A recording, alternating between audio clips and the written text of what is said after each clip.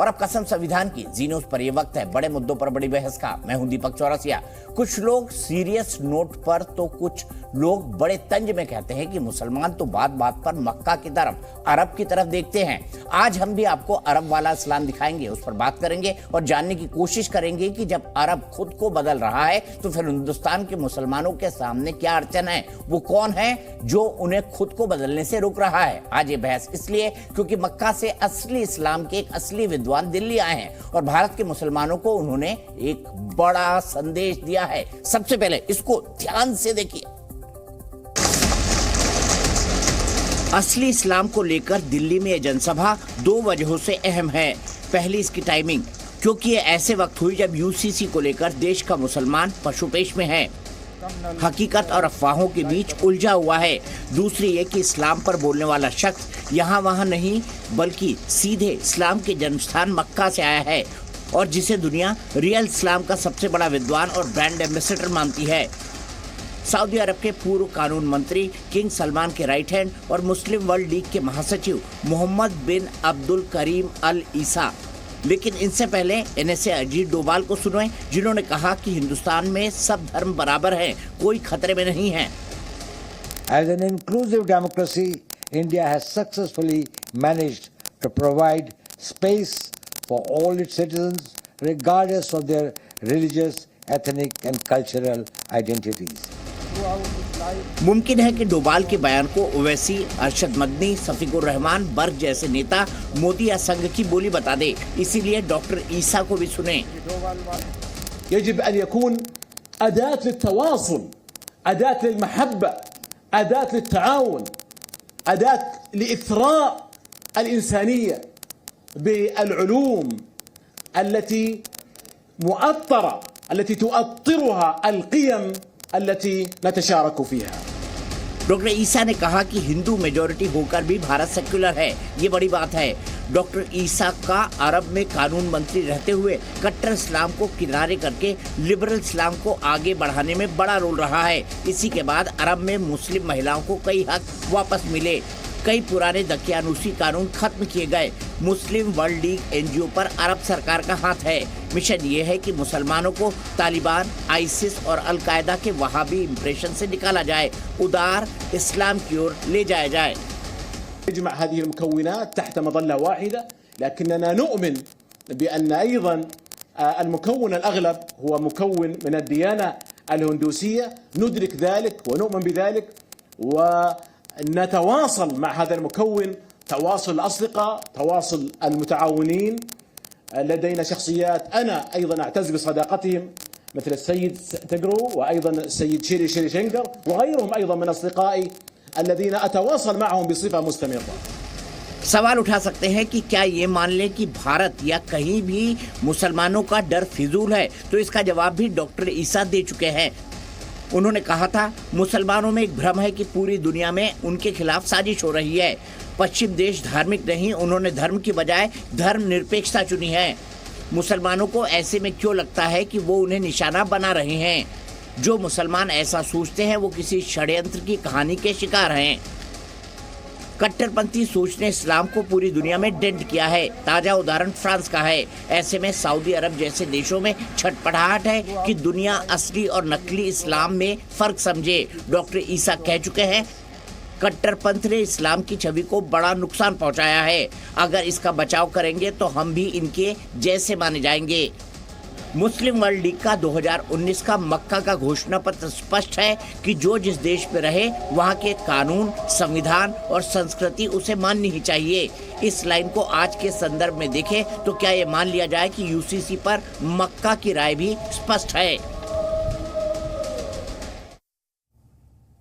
इसी पर बात करेंगे क्योंकि भारत के मुसलमान कहते हैं देखिए बीजेपी के चलते भारत में इस्लाम खतरे में है। ये सबसे बड़ी बात है और यही सबसे बड़ा डर है। अब सवाल यहाँ पर यह खड़ा होता है कि मक्का से आए डॉक्टर ईसा को तो लगता है भारत एक धर्मनिरपेक्ष देश है और हिंदू बहुल होने के बाद धर्मनिरपेक्ष है। यहाँ पर को एग्जिस्टेंस यानी सह-अस्तित्व यानी हिंदू और मुसलमान का साथ रहना अपने आप में एक मिसाल है। तो ऐसे में वो लोग क्या कहेंगे जो हमेशा 24 में से 25 घंटे इस्लाम को खतरे में बताते हैं। इसी पर बात करने के लिए मेरे साथ कौन कौन जुड़ा हुआ है। दानिश कुरैशी जुड़े हुए हैं, AIMIM के नेता हैं। मेरे साथ राशिद शरीफ साहब जुड़े हुए हैं, प्रेसिडेंट है south India Muslim personal law board के। मुफ्ती शमीम कासमी है, इस्लामिक स्कॉलर है, राइट विंग की तरफ झुकाव रखते हैं, यानी वो इस्लाम को खतरे में नहीं देखते भारत में। हाँ, इस्लाम में रिफॉर्म्स की जरूरत है, जैसे हिंदुओं में भी है, उसकी बात वो भी करते हैं। मेरे साथ डॉक्टर अजीज खान है, स्पोक्स पर्सन है राष्ट्रीय समाजवादी पार्टी के, और मेरे साथ प्रोफेसर संगीत रागी है, जाने माने इंटेलेक्चुअल हैं, साथ ही साथ लेखक हैं और राइट विंग की बात रखते हैं। दानिश कुरैशी जी, मैं पूछना चाहता हूं, मक्का से आए डॉक्टर ईसा को तो नहीं लगता भारत में इस्लाम खतरे में है? आपको क्यों लगता रहता है 24 में से 25 घंटे की भारत में इस्लाम खतरे में है? देखिए, दरअसल दिक्कत क्या है कि देश की जो परिस्थिति है वो सबसे ज्यादा हम लोग खुद जानते हैं, आप जानते हैं। अब कोई और बाहर से कहीं है या कुछ है तो उसको जानने में, समझने में एक बात का जवाब दीजिए, हाँ या नहीं में भारत में इस्लाम खतरे में है क्या दानिश कुरैशी जी? नहीं तो आप मुझे ये बताइए, जो देश के हालात हैं ये सही हैं? आप बताइए। अकेले मुसलमानों की बात छोड़िए, सबकी बात कर रहा हूं मैं। ना मुसलमानों की बात करिए, मुसलमानों पर है, क्योंकि वर्ल्ड मुस्लिम वर्ल्ड लीग का एक बहुत महत्वपूर्ण आदमी आया है जिसके साथ national security adviser Ajit Doval ने मंच शेयर किया। हिंदुओं की बात मत करिए, मुसलमानों की बात करिए कि इस्लाम खतरे में भारत में। हिंदुओं की बात देखिए, ये प्रॉब्लम है दीपक भाई आपका या उन तमाम लोगों का, क्यों हिंदुओं की बात ना करें? हम भी तो राजनीतिक पक्ष है, हम इंसान भी तो हैं। किसी को भी अगर परेशानी हो रही है तो हम उनकी बात क्यों नहीं करें? तभी मरने वालों में खाली मुसलमान दिखते हैं। तभी बंगाल हिंसा में मरने वालों में AIMIM के चीफ असदुद्दीन ओवैसी को सिर्फ मुसलमान दिखते हैं, हिंदू नहीं दिखते।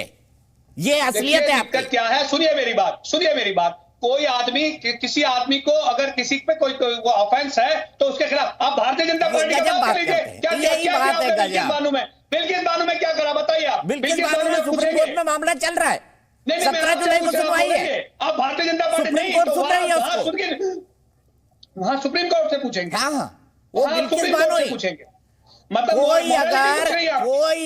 कोई अगर वो बिल्किस बानो इसलिए सुन रही है सुप्रीम कोर्ट। मैं आपको बता दूं, अगर सुशीला देवी होती तो उसको सुनवाई भी नहीं मिलती सुप्रीम कोर्ट में। अगर कहीं किसी के खिलाफ कोई मामला है तो वो किसी भी पार्टी का हो, उसके खिलाफ काम होगा। ठीक है, सीधे प्रोफेसर संगीत रागी के पास चलता हूं। संगीत रागी जी, भाई AIMIM को तो इस्लाम खतरे में दिखाई दे रहा है भारत में। देखिए दीपक जी, मैं चाहूंगा सब छोटे छोटे जवाब रखें अपने, ताकि हमारे पास 5 लोग हैं, सबको पर्याप्त बोलने का मौका मिले। देखिए दीपक जी, मैं हमेशा ये कहता हूं कि इस्लाम को किसी अन्य धर्मों से खतरा नहीं है, इस्लाम को इस्लाम से खतरा है। क्योंकि रेडिकल इस्लाम जो है, जिन लोगों की हत्याएं की हैं उनमें 85% जो हैं, जो मारे गए हैं इस्लामिक एक्सट्रीमिज्म में, वो मुस्लिम लोग ही मारे गए हैं। दूसरी बात, एक बात और मैं जोर दे करके कहता हूं, और इसके तर्क यदि आप पूछेंगे तो मैं बताऊंगा भी। इस्लाम को अन्य से खतरा नहीं है, अन्य को इस्लाम से खतरा है। क्योंकि जिस प्रकार का बात अभी सऊदी अरब के धार्मिक व्यक्ति ने कहा, उसका बहुत मामला साफ है कि जिस इस्लाम की व्याख्या आज भारत के अंदर की जाती है वह एक कट्टर इस्लाम की छवि देती है। और जो कट्टर इस्लाम की छवि है, यदि इस्लाम शांति का संदेश है तो कट्टर इस्लाम का संदेश जो है कभी शांति का संदेश हो नहीं सकता। ऐसी स्थिति में जो कट्टर इस्लाम की जो व्याख्या है वह पूरी दुनिया के लिए खतरनाक है, वो पूरी मानवता के लिए कलंक है, वो पूरी मानवता के लिए धब्बा है। और दुर्भाग्य से इस्लाम की वही व्याख्या आज पूरे दुनिया में कायम है। तो जो शांति का संदेश जो इस्लाम को मानने वाले हैं, वो जो ये कहते हैं कि भाई इस्लाम शांति का संदेश देता है, लेकिन ऐसा क्या कारण है कि जो इस्लामिक देश हैं वो सारे अशांत हैं? जहाँ इस्लाम है वह प्रदेश अशांत है, जहाँ इस्लाम का डोमिनेंस एरिया है वह अशांत है। ये सवाल बहुत कौंधता है कि जैसे ही आप कहते हैं कि ये इस्लाम धर्म जो है वो शांति का संदेश है, वो शांति का संदेश पूरी मानवता के लिए देता है, तो यही सवाल आता है कि आखिर वही क्यों जो है इस प्रकार के अपराध में शामिल होता है। आप मोहम्मद साहब के नाम पर जैशे मोहम्मद, लश्कर-ए-तैयबा, तालिबान, ये सब खड़े करते हैं। आपको मोहम्मद साहब के बारे में कोई अपमान की भाषा यूज करता है तो आप उसके खिलाफ आप जान के लिए फतवा, उसको जान लेने के लिए फतवा जारी कर देते हैं।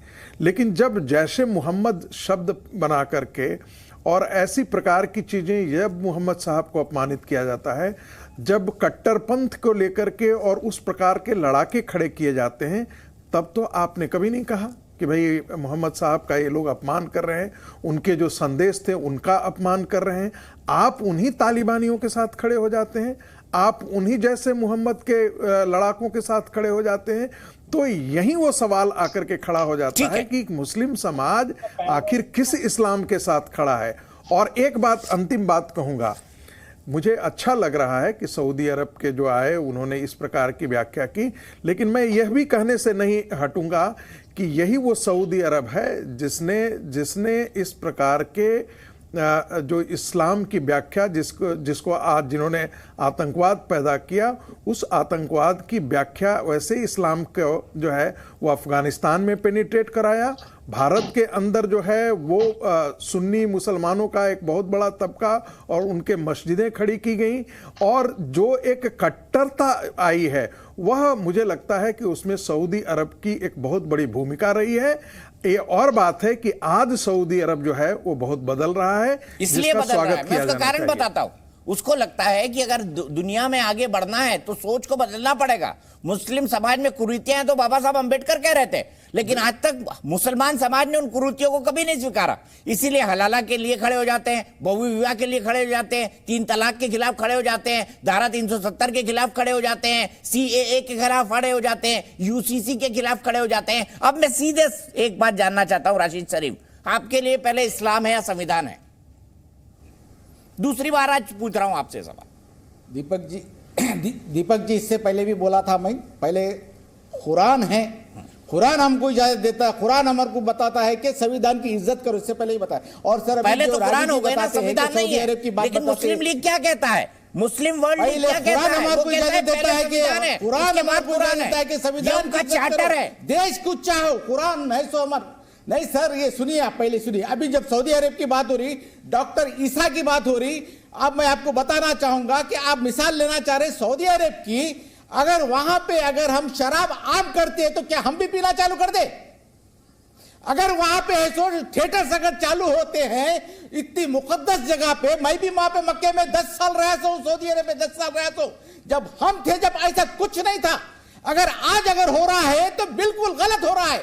अगर आप वो गलत की मिसाल लेके अगर यहाँ पे बोलेंगे कि आप भी यहाँ पे मुसलमान चलो शराब, मुझे तो लगता था कि हर मुसलमान मक्का की तरफ देख के सोता है, चलो उसी की तरफ देख के इबादत करता है। अब तो आप मक्का और सऊदी अरब को गलत बताने लगे। ये नई चीज है अब्दुल रशीद साहब, ये नई, राशिद शरीफ साहब, ये नई चीज है कि आप सऊदी अरब को गलत बता रहे हैं। बोलो इस्लाम के बारे में, मुसलमानों के बारे में बोलने का हक नहीं है। तो डॉक्टर ईसा जो बोल रहे गलत है, जब आप इस्लाम को जानते ही नहीं। डॉक्टर ईसा जो बोल रहे गलत है, के बारे में बोल रहे, डॉक्टर ईसा जो बोल रहे गलत है। जानते हैं आप सऊदी, डॉक्टर ईसा जो बोल रहे गलत है। आप जिद्दे में है, सो आप जिद्दे में सवाल का जवाब दीजिए। डॉक्टर ईसा जो बोल रहे गलत है राशिद शरीफ साहब। शराब आम होने वाला है, बिल्कुल बिल्कुल दीपक जी। 70 किलोमीटर है मक्का शरीफ, वहां से सिर्फ 70 किलोमीटर। आज पूरा शहर खत्म करके है सो मॉडर्न क्या मॉडर्न?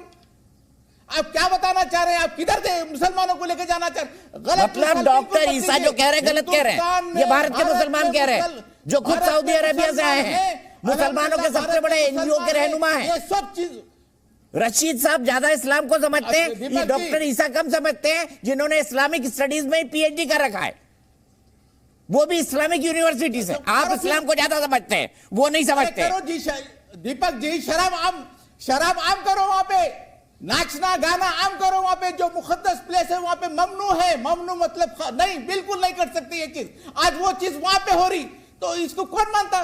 ठीक है, मतलब सऊदी अरब भी गलत हो गया। सऊदी अरब अब गलत इस्लाम सिखा रहा है। मुफ्ती समीम कासमी क्या कहेंगे आप? गलत हो रही है वो गलत है। देखिए दीपक जी, मैं सबसे पहले तो अपने मेहमान का, डॉक्टर ईसा साहब का यहाँ आहलन व साहलन मरहबा कहना चाहता हूँ कि वो आए और उन्होंने सबसे पहले जो बात कही, उन्होंने कहा खुतबा हज्जतुल विदा का जिक्र किया, जो आखिरी खुतबा है हज़रत मोहम्मद सल्लल्लाहु अलैहि वसल्लम का। उन्होंने उस वक्त ये कहा था कि तुम जहाँ रहो उस वतन से मोहब्बत करो और तुम में ना किसी काले को गोरे पर ना गोरे को काले पर कोई फौकियत हासिल नहीं, कोई बड़ाई हासिल नहीं है। जबकि यहां इस्लाम की तालीम के खिलाफ छोटे और बड़े का तसव्वुर खड़ा कर दिया, यानी अगड़े और पिछड़े हो गए, बैकवर्ड और फॉरवर्ड कर दिए। ये रसूल पाक सल्लल्लाहु अलैहि वसल्लम की तालीम के खिलाफ ये काम हुआ और ये लोग बैठे रहे। दूसरी बात मैं ये कहना चाहता हूं दीपक भाई कि इस्लाम, जो डॉक्टर ईसा ने कहा कि अगर हम गलत लोगों का साथ देंगे, किनका, जो बम तोड़ने वाले हैं, जो गले रेतने वाले हैं, उनका अगर आप साथ देंगे, इस्लाम उसकी इजाजत ही नहीं देता। तीसरी बात में एक बात और कहना चाहता हूं दीपक भाई, आपने अभी हलाले का जिक्र किया, इन्होंने तो कुरान पाक के खिलाफ, जो अल्लाह की मर्जी के खिलाफ तक कितना कंसेप्ट है हलाले का आपको बता दूं।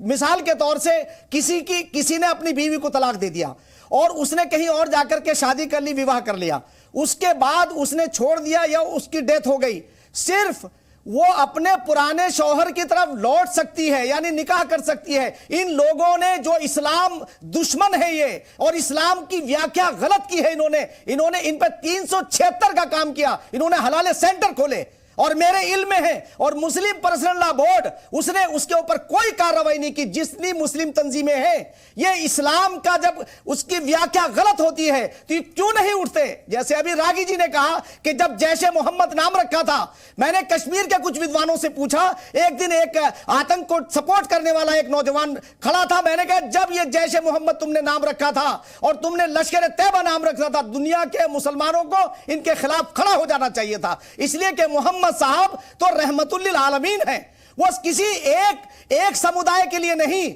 यही वजह है कि जब हजरत मोहम्मद सल्लल्लाहु अलैहि वसल्लम का नाम आता है तो समाज सुधारक लोगों में सबसे पहला नाम उनका है और लिखने वाला गैर मुस्लिम यानी क्रिश्चियन है। तो इसलिए आज ईसा साहब ने आकर के इस बात को साबित किया, बल्कि मैं उनसे यह भी कहना चाहूंगा, ईसा साहब आपके भेजे हुए पैसे का यहां मिसयूज किया है। आप जरा चल करके देश में देखिए, जितना पैसा सऊदी अरब से यहां गरीब मुसलमानों के नाम पे आया, वो लगा कहां है? कहां है स्कूल, कहां है कॉलेज जहां हमारे बच्चे और बच्चियां पढ़ते? आपने उनकी मदद की, इन्होंने अपने महल बनाए। अगर आज इनकी इंक्वायरी हो जाए दीपक जी, तो मैं आपको बता रहा हूं कि सही इस्लाम और जो इस्लाम का सही तस्वुर है वो सामने आ जाएगा। इन्होंने यहाँ के मुसलमानों को मेन स्ट्रीम से काटने का काम किया। डॉक्टर अजीज खान, सीधा आरोप आप पर कि आप जैसे लोगों ने, आप जैसी पार्टियों ने इस्लाम के नाम पे दुकानदारी चलाई है, इस्लाम को गलत तरीके से बेचा है, पैसा कमाया है, और आप कहते हैं कि 24 में से 25 घंटे भारत में इस्लाम खतरे में। सुनिए, सबसे पहली बात मैं आपको एक बात समझा दूं, जो विद्वान इस्लामिक स्कॉलर जो अपने मित्र बैठे हैं, मुफ्ती साहब, मुफ्ती सुमन कासमी साहब, तो मेरा उनसे सीधा ये जानना है कि देखिए, आपके लिए कोई व्यक्ति बड़ा है, वो अपनी जगह है, लेकिन जो मामला है दीन इस्लाम का, वो ही सबसे सुपीरियर है। उसमें अगर कोई इफ एंड बट करता है तो वो उसका अपना मामला है, हमें उससे कोई निस्बत नहीं है। दूसरे नंबर की बात, और जो आरोप दूसरा जो विद्वान हमारे मित्र लगा रहे हैं, उनसे आप ये पूछ लीजिए कि भाई सऊदी अरेबिया ने तो जितने भी पैसे डालने थे आपने डाल दिए। आपकी सरकार, मोदी जी की सरकार क्या कर रही है, इनकी सरकार क्या कर रही है? इतने सारे आपने एनजीओ जो खोल रखे थे, सारे तो बंद कर रखे। अब तो सिर्फ भारतीय जनता पार्टी और संघ परिवार के लोगों के अलावा आपकी दुकानें बंद कर दी, आपकी दुकानें बंद हो गई, इसलिए आप चिल्ला रहे हैं। आगे सुनिए, दुकानें बंद हो गई सर, शट डाउन है। दूसरे नंबर सऊदी अरेबिया ही कर रहा है। मैं कह रहा हूँ, आपने इस्लाम के नाम पे दुकानदारी की, दानिश कुरैशी जी, आपसे, आप जैसी सोच वालों ने, आप जैसी पार्टियों ने, आपने इस्लाम को दुकान बना के तिजारत की, व्यापार किया इस्लाम का। सुनिए मेरी बात, सबसे पहले एक समून कादरी साहब ने जो बात कही है ना, दरअसल ये तो हमारे लिए एक इस तरह की बात है जो एक्सेप्टेबल नहीं है। मैं ये कह रहा हूं कि क्यों सऊदी अरबिया से और किसी से आपको लेना पड़े? ये सारा मामला तो भारत सरकार को करके देना चाहिए था। क्यों आपको किसी और के पास लेना जाने की जरूरत है? क्यों किसी दानिश कुरैशी को किसी और बाहर किसी के पास? क्या हम काबिल नहीं है? क्या हमारा मुल्क काबिल नहीं है? क्या मोदी जी काबिल नहीं है? बताइए आप। अच्छा, मोदी जी काबिल हो गए इस्लाम के बारे में? कोई जवाब नहीं है। अरे वाह, कोई जवाब नहीं है उनके पास। वाह, क्या डॉक्टर ईसा को सुन के आपका दिल बदला है? मोदी साहब को दिल बदलाने लगे। दानिश, आपने ये कहा, मैंने ये कहा कि हलाला इस्लाम का हिस्सा नहीं है, तुम हिस्सा मानते हो? मैं ये पूछ रहा हूं आपसे कि हलाला इस्लाम का हिस्सा नहीं था, जिसकी व्याख्या मैंने की वो थी जो अल्लाह की मर्जी सिर्फ एक सहूलत दी थी और उसका मिसयूज नहीं हुआ? नहीं मानते आप? और क्या जितनी ऑर्गेनाइजेशन ये चल रही है, चाहे सियासी हो या गैर सियासी हो, ये मुसलमानों को पैलेस्टीन से काटने का काम नहीं कर रहे? कासमी साहब अब सुन तो नहीं, मैं आपको बता रहा हूं, आप एक बात को ये कहिए, और क्या मैंने तो कहा कि काले को गोरे पर, गोरे को काले पर कोई फौकियत नहीं है? जो मसावात की बात हजरत मोहम्मद सल्लल्लाहु अलैहि वसल्लम ने की है, ये गलत है? अच्छा चलिए, नहीं, ये गलत है। और आप जैसे लोग अगर इस तरह से आकर के मुसलमानों को भ्रमित करते हैं, क्या आज अगर मैं ये पूछूं कि यूसीसी के ऊपर जिस तरह से मैं मुस्लिम पर्सनल बोर्ड के बारे में मैंने कहा, क्या मुस्लिम पर्सनल बोर्ड का चुनाव मुसलमानों ने किया है? तो मुझे क्या बात, 40-50 लोग जो है पूरे मुसलमानों को के ठेकेदार हो गए हैं? और उन्होंने कितने प्रोग्राम चलाए हैं मुसलमानों की इस्लाह करने के लिए? आप मुझे बताइए कितनी जगहों पे मीटिंग की है कि ये हलाला हराम है, जब अल्लाह के रसूल ने कहा कि हलाला करने वाला और उसका करना वो मुजिल है, हलाल वो लानत है उसके ऊपर। आप बताइए कितनी जगहों पे जाके बताया? जब आप खामोश हो गए, वो खामोश हो जाएंगे तो इतना सारा बताइए आप। पट्टी में मुझे वो नहीं है, वो अपनी बात खत्म कर ले, उसके बाद इत्मीनान से मैं जवाब दीजिए ना सर। जवाब दीजिए, बताओ जवाब में क्या या नहीं, हाँ या ना, जवाब दीजिए। सुनिए मैं अब आपको जवाब दूं। देखिए, आप दिल्ली में बैठे हैं ना, दिल्ली में आप चले जाएंगे तो शराब की दुकान पे आपको शराबी मुसलमान भी मिल जाएगा। तो क्या बताइए, क्या उससे इस्लाम का कोई लेना देना है? तो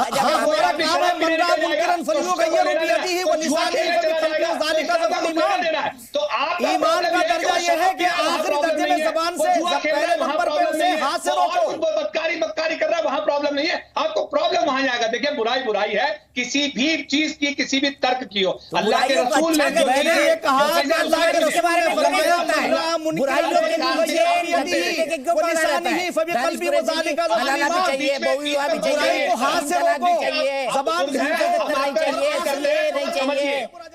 यूसीसी नहीं चाहिए, यही क्यों करता है हिंदुस्तान का मुसलमान? जरा इसका जवाब दीजिए। और इसी का जवाब मैं अजीज खान जी से लेता हूँ। अजीज खान जी, आप जवाब दीजिए। दानिश कुरैशी तो स्काइप पे जुड़े हुए हैं। क्यों कहता है हिंदुस्तान का मुसलमान हलाला चाहिए, बहुविवाह चाहिए, 3 तलाक भी चाहिए, यूसीसी नहीं चाहिए, सीए नहीं चाहिए, 370 चलती रहनी चाहिए? कॉन्स्टिट्यूशनल जिन चीजों की इजाजत देता है शरीयतन, वो सारी चीजें वैलिड है, उसमें आप जब आपका 25 घंटे खतरे में ही रहता है, अगर इस्लाम 25 घंटे खतरे में ही रहता है तो इजाजत कहां से देता है? बोलिए। किया जा रहा है। नहीं, वो देखिए, बोलिए अजीज खान साहब। अजीज खान साहब को बोलने दीजिए। दानिश भाई, अजीज खान को बोलने दीजिए। अरे भाई दीपक जी, पहले लोगों को बंद कराइए। ये देखिए, ये मंडी मत बनाइए सर, बहुत इंपॉर्टेंट इशू है और इंपॉर्टेंट डिस्कशन हो रहा है, इंपॉर्टेंट बात होनी चाहिए। भाई दानिश चुप रहिए, आप 1 मिनट सुने आप।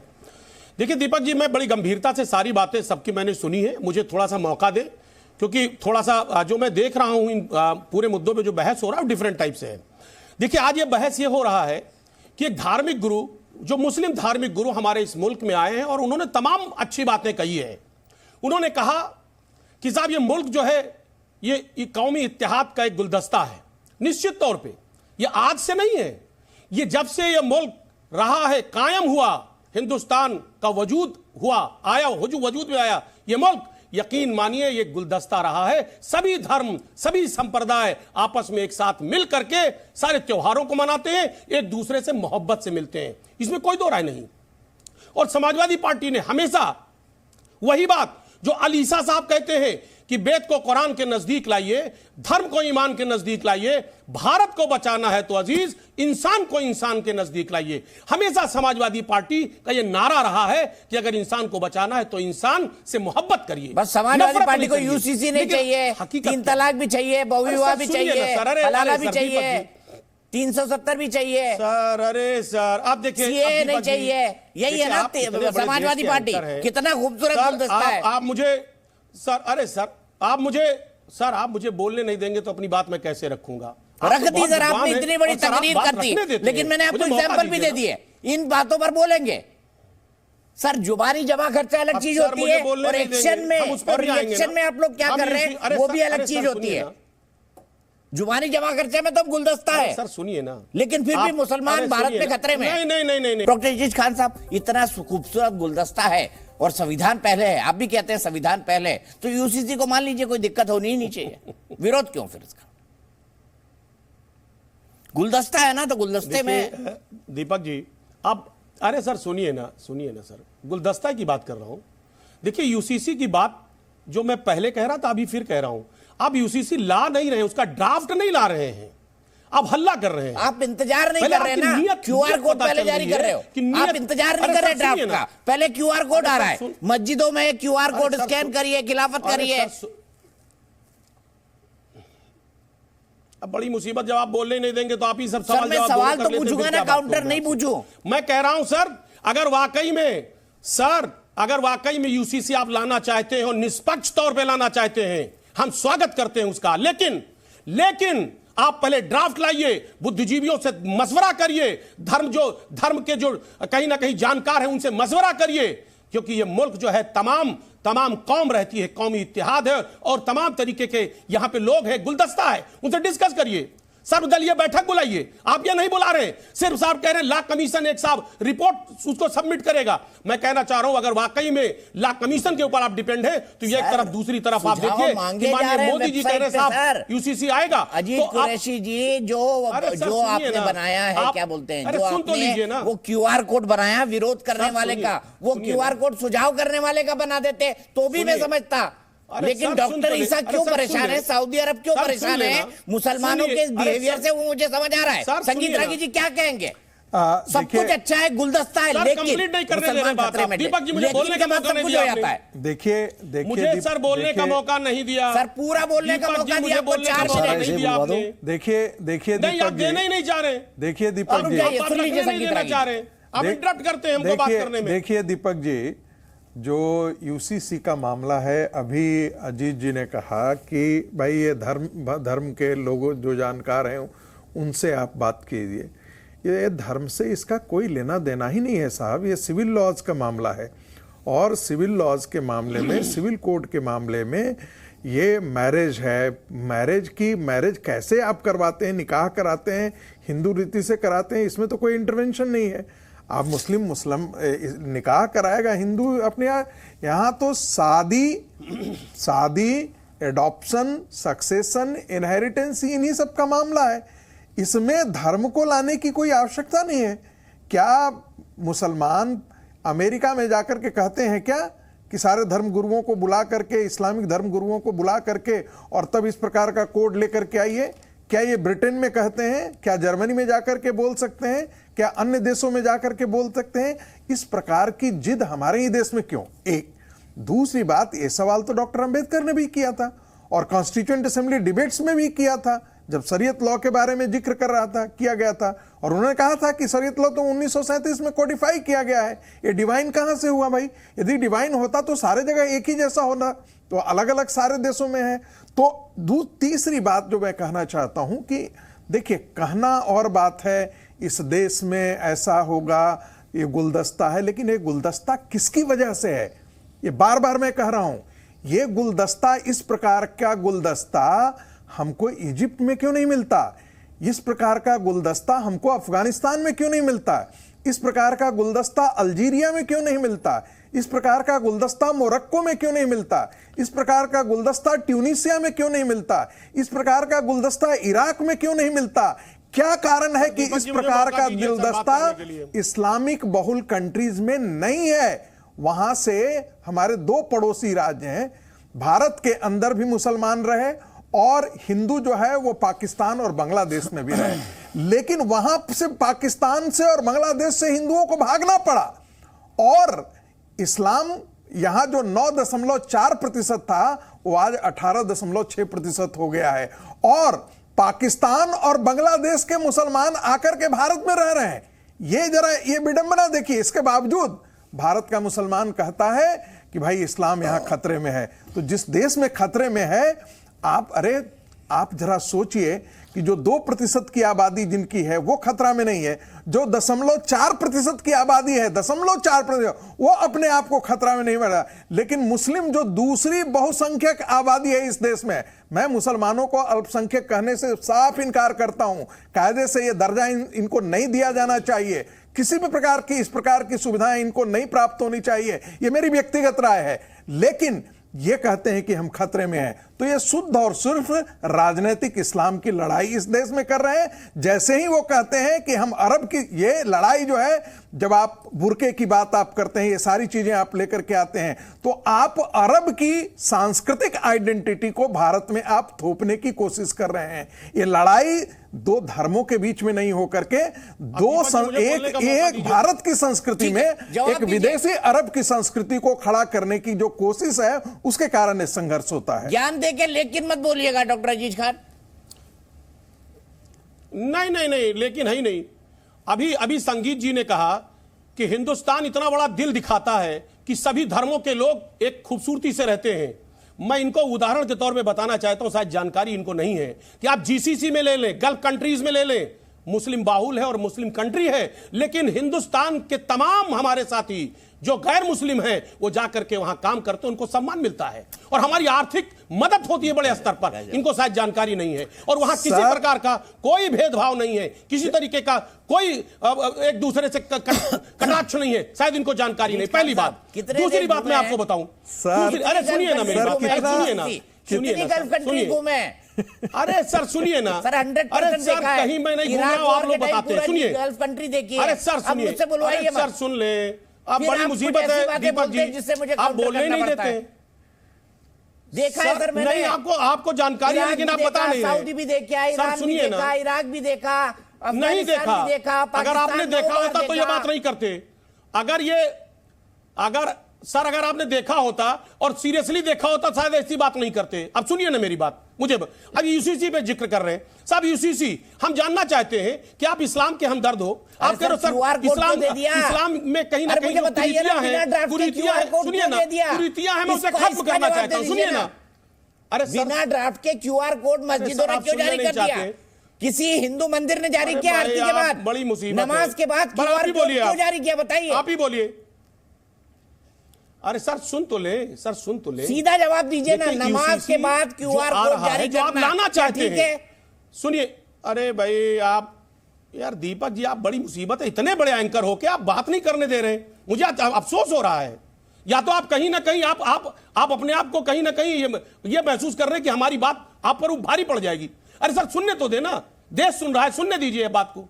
हम कह रहे हैं यूसीसी के खिलाफ हम नहीं है, लेकिन आपकी नियत क्या है? यूसीसी आप लाना चाहते हैं, आप सिर्फ मुसलमानों को यूसीसी से क्यों जोड़ना चाहते हैं? क्या यूसीसी सिर्फ मुसलमानों के लिए है? सिर्फ यूसीसी शादियों के बारे में यूसीसी आप लाना चाहते हैं समानता के लिए? सुनिए मेरी बात, तो कह रहा हूं आपसे सर, सुनिए ना, यूसीसी ला रहे समानता के लिए, तो आप बताइए ना क्या समानता करना चाहते हैं? सुनिए ना, ड्राफ्ट आया नहीं, 13 तारीख लास्ट डेट है, अभी 11 ही हुई है, मेरे ख्याल से 11 या 12 हुई है, मुझे एग्जैक्ट डेट नहीं याद है।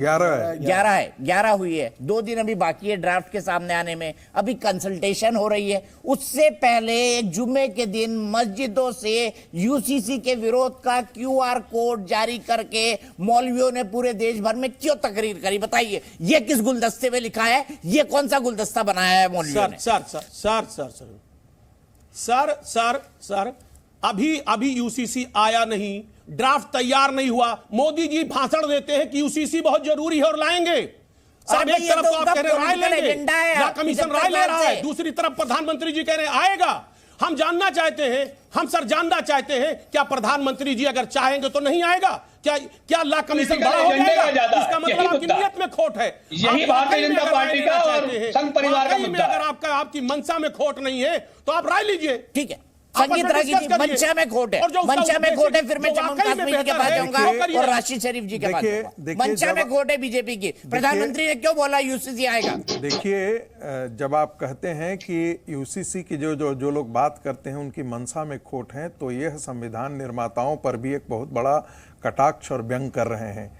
संविधान का वो हिस्सा है, वो बेशक directive principles of state policy में है, लेकिन उसका सिर्फ इतना ये मकसद था कि आने वाले दिनों में भारत की जो सरकार है वो यूनिफॉर्म सिविल कोड की दिशा में काम करेगी।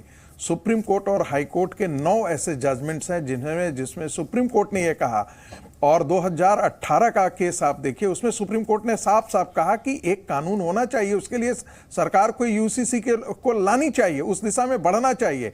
आप एक प्रकार से सुप्रीम कोर्ट पर कटाक्ष कर रहे हैं, आप हाई तक कोर्ट ड्राफ्ट के लाए ऑब्जर्वेशन पर कटाक्ष कर रहे हैं। उसमें क्या कदम बढ़ाया? सुनिए ना, सिर्फ हल्ला करके सर आप अभी आप करना दीपक जी को चाहते टोक रहे थे, सिर्फ हम तो बोल हल्ला रहे करके तो दीजिए, हम अपनी करना खत्म बात करने दीजिए। 2024 आपको सर, दिख रहा है सर, ताकि मुद्दों से लोग भटक जाएं। नहीं, मेरा आप ही से सवाल है जो दीपक जी ने सवाल किया था कि आखिर क्यों ऐसा है कि मुसलमान आप यूसीसी जो मुस्लिम समाज के लोग हैं मस्जिदों से ही इस प्रकार के विरोध की आवाज क्यों आ रही है? सिर्फ मंदिरों से विरोध की आवाज तो नहीं आ रही। आप सिर्फ मुसलमानों बाकी धर्मावलंबी तो इसका विरोध नहीं कर रहे हैं, बाकी लोगों को इससे खतरा नहीं है। तो आप अपने आप में जो लोग विरोध कर लिए सड़कों पर उतरते रहे हैं, 70 साल में कौन सा समाज जो है वो यूनिफॉर्म सिविल कोड का विरोध किया है? क्या क्रिश्चियन मुसलमानों के मौलवियों ने मस्जिद से विरोध का QR कोड क्यों जारी कर दिया? बताइए राशिद जरीफ साहब, क्यों जारी कर दिया? सिर्फ मुसलमानों पर बहस क्यों कर रहे हैं? क्या मुसलमानों के लिए विरोध कर रहे हैं? क्योंकि मुसलमान ही यूनिफॉर्म सिविल कोड का सबसे ज्यादा विरोधी रहा है और शुरुआत से विरोधी रहा है, क्योंकि सिर्फ मुसलमान ही यूसीसी पर विरोध कर रहे हैं। अजीज खान साहब, अब मैं क्या बोलूं? क्या सोच है आपकी? दीपक जी मैं जरा कुछ कहना चाहता हूं। बोलिए ना सर। नहीं, राशिद शरीफ जी को ठीक है, बोलिए शम्मू काजमी जी बोलिए। मस्जिदों से QR कोड क्यों जारी? एक बार राशिद शरीफ साहब एक लाइन बोलते हैं, उसके बाद आप आइएगा। मस्जिदों से QR कोड क्यों जारी? राशिद शरीफ साहब, अकबरुद्दीन अवैसी के साथ बड़े उलमा है, ये मौजूद थे सीएम के घर पे। कल यूसीसी की बात हुई, सीएम के घर पे यूसीसी की बात हुई। सीएम साहब खुले अल्फाज में बता दिए लोकसभा और राज्यसभा में इसके मुखालिफत करेंगे। टीआरएस की बात बोल रहा हूं मैं, हमारे तेलंगाना की बात बोल रहा हूं। अगर इस तरीके के हर सेकुलर स्टेट क्या करेंगे उसके बाद आप हर स्टेट सेकुलर स्टेट अगर यूसीसी का अगर मुखालिफत करेंगे, हमारे सीएम साहब 370 बोल रहे थे, बस हटाओ हट गया ना। बोल रहे थे राम मंदिर नहीं बन गया ना। आप तो यही कह सकते हो ना, आ गया तो हम देख लेंगे। बताइए। और आपके कई लोग बोल रहे हैं कि दंगे होंगे सड़क में अगर यूसीसी आएगा तो। वो भारत अलग है, ये भारत अलग है। आप ये कान खोल के सुन लीजिए, वो भारत अलग था, ये भारत अलग है। आज हम पूरी कोशिश करेंगे कि यूसीसी अगर आता है तो ड्राफ्ट उसका आता है, अगर उसमें मुसलमानों के इतना भी अगर खिलाफ रहेगा तो पूरे देश के मुसलमान एक जगह होकर। अब शम्मू काजमी जी हमारे वो बोल रहे हैं, दीपक जी आपको बताना चाह रहा हूं, जमीयत वाले वो कह रहे हैं कि भाई उत्तराखंड राज्य 80 साल तक जवान होता है, महिलाएं तो 30 साल में बूढ़ी हो जाती हैं, तो 80 साल तक अगर वो जवान रहता है तो वो 4 शादी करेगा। ये तर्क दे रहे हैं जमीयत वाले। हाँ, मैं बड़ी दिलचस्प बात है। अभी उत्तराखंड राज्य के मुख्यमंत्री श्री पुष्कर सिंह धामी जी एक ड्राफ्ट तैयार करा रहे हैं। में अगर कोई शादी करता है तो आपको क्या मुझे कोई तकलीफ नहीं है सर, 1 नहीं 10 करें। दीपक जी अभी नहीं दीपक जी आप लोग है, मैं 1 मिनट दीपक जी 1 मिनट, जो 4 शादियों का मुद्दा है ना सर, आज मैं बता रहा हूँ कि एक आदमी को बता दो जो 4 शादियां करा। अरे तो रोक क्यों रहे उस नाम से कि 4 शादी बंद हो रही है? रोक क्यों रहे उस नाम से 4 शादी बंद हो रही है? आज के डेट में मत रोना। मैं एक बात कहना चाह रहा हूँ कि उन्होंने ये बात की है। शम्मू काजमी जी बच्चों को पढ़ाना चाह रहे हैं, खामोश करिए थोड़ा। क्यों आप इसमें है? मैं ये कह रहा था दीपक जी कि अभी उत्तराखंड राज्य के मुख्यमंत्री श्री पुष्कर सिंह धामी जी एक ड्राफ्ट वहां लेके आ रहे हैं। उस पे उन्होंने लाखों लोगों की उस पे राय आई है और उसमें राय देने वाले मुसलमान भी हैं। और मैं ये कहना चाह रहा हूं कि आज की जो सरकार है जिसके ऊपर ये आक्षेप लगा रही है, ये इल्जाम लगा रहे हैं, ये गलत है। और जिस तरह से ये कह रहे हैं अभी ड्राफ्ट नहीं आया तो पहले ही से शोर क्यों मचा रहे हैं? भाई ड्राफ्ट आने दीजिए, लॉ कमीशन को जाके अपना मशवरा दीजिए। और आप ये कहें कि हम ये कर देंगे, इसका मतलब आप मुसलमानों को आप सामने ला करके उनके ऊपर आप दुकान चलाना चाहते हैं अपनी। मुस्लिम पर्सनल लॉ बोर्ड हो या ये मुसलमानों के तथाकथित नेता हो, ये मुसलमानों को ढाल बना करके अपनी दुकान क्यों चलाना चाहते हैं? भाई आप बताइए कि मुसलमान कितने जो है वो 2 शादियां कर रहे हैं। इनकी अगर इंक्वायरी होगी तो इन्हीं की यहाँ शादियां निकलेंगी। और ये मुसलमानों का नाम लेकर के अपनी ऐशो आराम को करना चाहते हैं। यूसीसी ना किसी धर्म के खिलाफ है ना मुसलमानों के खिलाफ है। यूसीसी समानता लाएगी और जो कुरीतियां आ गई है समाज में वो कुरीतियां आप खत्म खत्म नहीं कर पाए, वो यूसीसी के आने से खत्म होगी। इसका इस्लाम के ऊपर आप क्यों इल्जाम लगा रहे हैं? आप मैं पूछना चाहता हूं, आप बैठ के बताइए कौन सी इस्लाम की चीज पे यहाँ असर पड़ेगा? क्या आपकी पूजा पद्धति बंद हो जाएगी? आपके निकाह बंद हो जाएंगे? जिस तरह से आप बदनाम करने की कोशिश कर रहे हैं, भ्रम पैदा कर रहे हैं, प्रधानमंत्री ने यही बात कही है कि ये मुसलमानों को गुमराह करने का प्रयास कर रहे हैं। उनके किसी भी मजहबी आजादी का उल्लंघन नहीं होगा। निकाह भी ऐसे ही होंगे, विवाह भी ऐसे ही होंगे, ऐसे ही वलीमे भी खाया कीजिएगा। आप इससे बेफिक्र रहिए कि आप भारत का मुसलमान अपने आप को आपकी ठेकेदारी प्रथा को चैलेंज कर रहा है। ये 40-50 लोग जो मुस्लिम पर्सनल बोर्ड के अंदर है, मैं इनसे पूछूं कि इन्होंने मुसलमानों ने कब इसका चुनाव किया है और इनका क्राइटेरिया क्या है? और आप जो है बोल रहे हैं, अनर्गल बातें कर रहे हो और आप ये कहना चाह रहे हो कि मुसलमान खड़ा हो जाएगा, मुसलमान ऐसा करेगा। अरे तुम मुसलमानों के नाम पे चंदा करते हो। आज बताओ तुमने कितने इदारे खोले हैं यहाँ? अगर ओवैसी अपने यहाँ एम्पायर खड़ा कर सकता है तो यहाँ क्यों नहीं किया तुमने? यहाँ 94% बच्चे मुसलमानों के, हिंदुओं के बनाए हुए स्कूलों में पढ़ रहे हैं। अगर आज ये हिंदुओं के स्कूल ना होते तो मैं दावे के साथ कह रहा हूँ, ये मुसलमान जो आज जो भी मुख्य धारा से जुड़ रहा है ये ना जुड़ पाते। आज की सरकार का सबसे बड़ा बेनिफिट ये है कि पीस है, शांति है, उसकी बिना पे 30-35 बच्चे जो हर साल यूपीएससी में आके राष्ट्र की सेवा कर रहे हैं। अभी 40-50 लड़कियां जो हैं वो नीट, लड़के जो हैं वो नीट क्वालिफाई करके आए हैं और तुम लोग नहीं चाहते हो कि मुसलमान मुख्य धारा से जुड़े। इसलिए आज का 2 विद्वानों ने ये कहना, डॉक्टर ईसा साहब और हमारे एनएसए डोभाल जी का ये कहना कि ये मुल्क जो है अनेकता में एकता की मिसाल है। भाई अनेकता में एकता हमारी संस्कृति है। हम वसुधैव कुटुंबकम अल खल्क़ु अयालुल्लाह पर ईमान रखते हैं। आज जब योग दिवस हुआ दीपक जी, तो इस योग दिवस का उन्वान था वसुधैव कुटुंबकम। हम पूरे संसार को अपना एक परिवार समझते हैं। तो प्रधानमंत्री जो एक नीचे से निकल करके आने वाला हो, जिसकी कोई राजनीतिक बैकग्राउंड नहीं है, वो उसे ईश्वर की सपोर्ट हासिल है। वो किसी राजघराने से नहीं आए, एक गरीब घर से निकल करके आए हैं। वो किसी के साथ अहित नहीं कर सकते। आप लोगों ने आरएसएस और बीजेपी का डर दिखा करके मुसलमानों को मुख्य धारा से काटा है। उन्हें एजुकेशन हासिल नहीं करने दी है। खुदा के वास्ते आप इन मुसलमानों पर रहम खाओ। मैं मुसलमानों से अपील करना चाहता हूं कि आपके सामने हम पूछना चाहते हैं, बताओ तुम्हारे बच्चों को इन्होंने कितनी सहूलत पहुंचाई है। ये आज डॉक्टर ईसा साहब को बताना चाहता हूं आपके जरिए से कि इन लोगों ने जितना ये चंदा लेकर के सऊदीया से आते हैं उसका कितना सदुपयोग किया है, इनका हिसाब लीजिएगा आप, तब आपको पता चल जाएगा कि इन्होंने मुसलमानों को कितना जज्बाती बनाया है। ठीक है, आपने मुसलमानों को जज्बाती बनाया है, मुसलमानों को मुख्य धारा से काट के काम किया है। आप मुसलमानों के पैरों पे खड़ा होना चाहते हैं, तुम खड़ा नहीं होने देना चाहते। क्या ये सच नहीं है कि आरएसएस और बीजेपी का हुआ दिखा के मुख्य धारा से हटा रखा है? दानिश कुरैशी जी सीधा जवाब दीजिएगा। राशिद जी ऐसा ना करा करिए, आप बीच में चिल्लाते हैं, क्या बोल रहे हैं आपको खुद नहीं पता होता है। दानिश कुरैशी जी जवाब दीजिए इसका।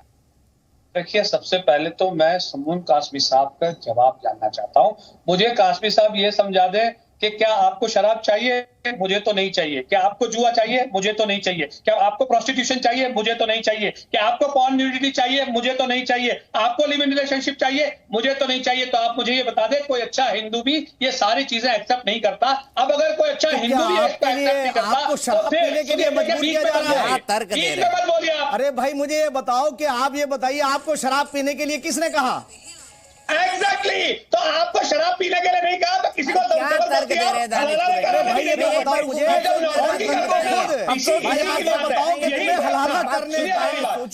सोचिएगा जरूर कि सऊदी अरब से एक बंदा आके यहाँ सिखा रहा है कि इस्लाम का जो स्वरूप भारत में है, जिसमें 72 फिरके इस्लाम के एक साथ एक ही देश में रहते हैं, second largest Muslim population in the world हमारे यहाँ पर है। ऐसे में भी कुछ लोगों को क्यों लगता है कि भारत में मुसलमान खतरे में है?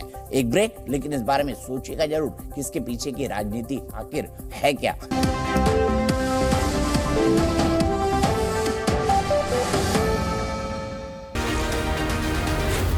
Z News.